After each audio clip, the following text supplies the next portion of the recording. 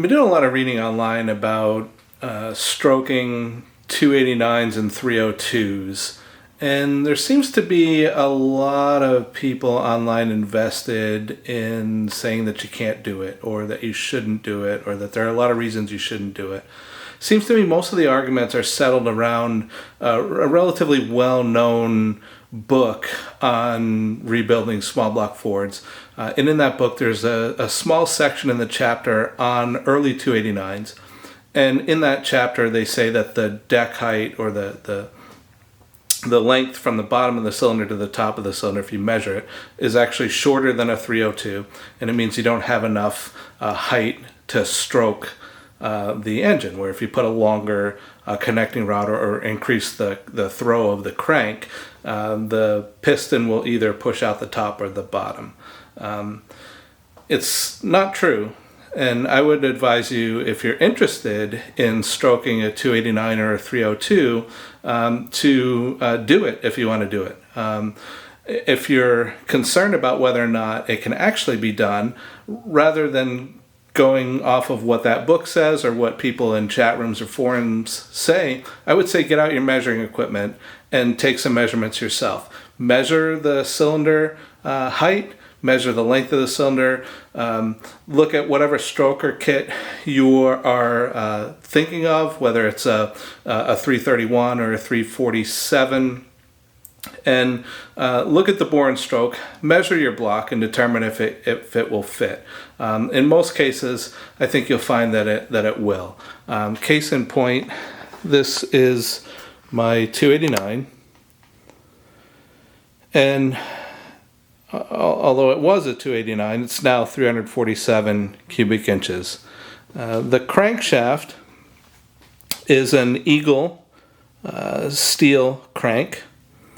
The rods are Eagle H-beam rods, and the pistons are Mahle pistons. It's part of a complete balanced rotating assembly that I purchased. The stroke of the crank goes from a little less than 2 inches. I think it's about 1.87 inches on the 289. It has a really short stroke to it. And then the rod is a little less than 5 inches. Now this stroker kit, the stroke is 3.4 inches. So from 1.87 or whatever it is to 3.4. It's quite a big jump in stroke. And then the connecting rod is 5.1 inches.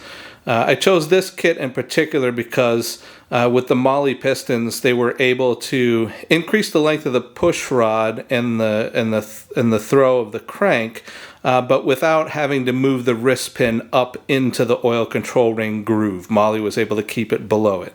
Only just, but it is below it. And although having a wrist pin that goes through the oil control ring is not the end of the world. Aviation engines have been doing that since as long as there have been aviation engines. It's actually quite common to have the wrist pin go through the oil control ring bore and then have a couple of aluminum slugs put in place to make up that portion of the ringland and keep the wrist pin in place. Not such a bad thing, but my preference on an automotive engine is to not have the wrist pin go through the oil control ring. And so that's why I chose this particular kit. Just like any other 302, so a lot of people say, gee, go with the the 80s roller cam blocks or anything mid-70s and newer. Regardless of what year you go with, you're going to have to make the same modifications if you're going to stroke it. So for instance, I'll zoom in a little bit here, and you can see I have notched the bottom of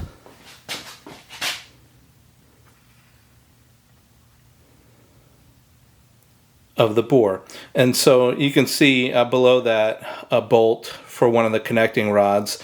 So because of the increased throw of the crank, the connecting rod has to go in a larger arc of a circle as it goes around 360 degrees of rotation. And so that puts the connecting rod closer to the base of the cylinder. And for that reason, it has to be clearance. And you have to do it in the same place on all 8 cylinders. Now, in this case, you can see the bottom of the piston coming out through the bottom of the cylinder. This is something that people warn against when they say this particular combination won't work on a 289. But I can tell you the stock piston comes out the bottom of the cylinder almost the exact same amount. That is the normal arrangement. And so there's no real concern with stroking an engine like this as long as you make the necessary clearance. The other place you might have an issue, and I think I filmed some of it when I was talking about my main girdle here. There's a little clearance issue there, but there's also a little clearance issue here at the base of the oil pump. I clearanced it just a little bit to make room for that flyweight as the flyweight comes around, to make sure that it wasn't going to hit any of the any portion of the oil pump. But other than that, there's no reason not to stroke a 289 to whichever your preference is, 331 or 347. It works just fine. Some people say that the block isn't strong enough because it's only a 2-bolt main. Well, all of the small blocks are, with very few exceptions. There's a couple variants that have sort of 4-bolt mains, not what Chevy would call a 4-bolt main, but something similar. But all of them are 2-bolt blocks. The difference really is quite the opposite of what people think, and that is in the early 289s and 302s, and even the 260s if you want to go back a little further, the cast iron that they used in these blocks has a much higher nickel content than the later blocks did, which means they're actually stronger blocks, and the surfaces of the cylinder bores hold up substantially better than later blocks do. So there are actually more reasons to go with an early block than there are to not go with an early block.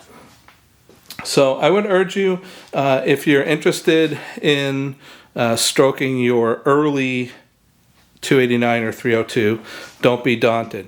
You have plenty of options. So for instance, my engine uses the early harmonic balancer with a 3-bolt pulley and the timing mark at the 2 o'clock position as you're facing the front of the engine, which is over here.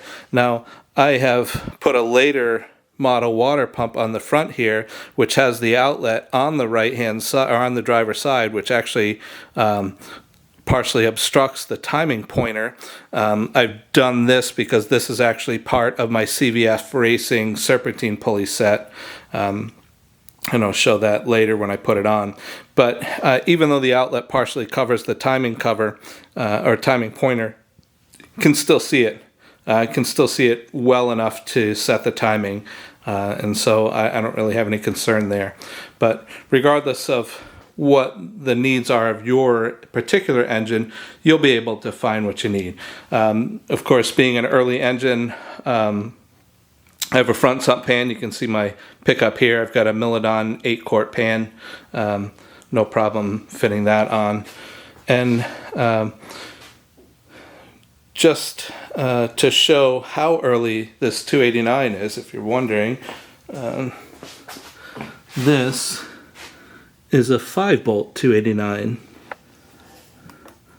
I'll show it better when I get off the stand. I'll take some better pictures of it, or some better video of it. But from the introduction of the 289 in 1964 or 62 until the 1965 model year, the bell housings all had 5 bolts attaching the bell housing to the engine instead of 6 bolts. In 65, they standardized it to 6 bolts, and it was that way from then on.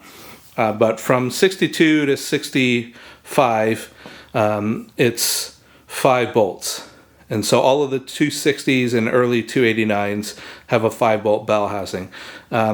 Just like the internet says you shouldn't or couldn't stroke 289 to 347 or 331. They also tell you you can't do anything at all with these early engines because of that 5-bolt 289. If you have one and you think you can't do anything with it, you can send it to me. I will take it because there is nothing stopping you from using this engine in any application you want to.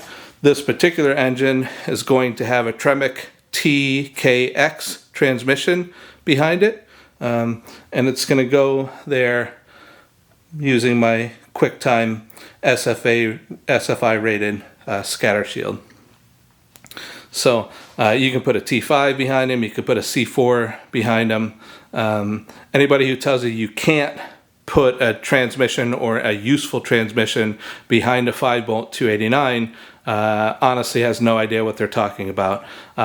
If they tell you that, ask them how many 5-bolt 289s they have worked with or tried to put a transmission behind. Chances are that answer is 0. I've been running 5-bolt 289s. I've had 3 of them since about 1992.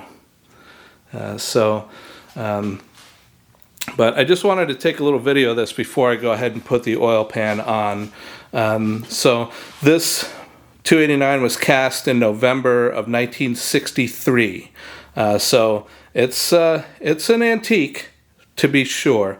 But inside this antique is a forged steel crankshaft, steel H-beam rods, forged pistons, ARP hardware, studs, a main stud girdle, and an ATI super damper.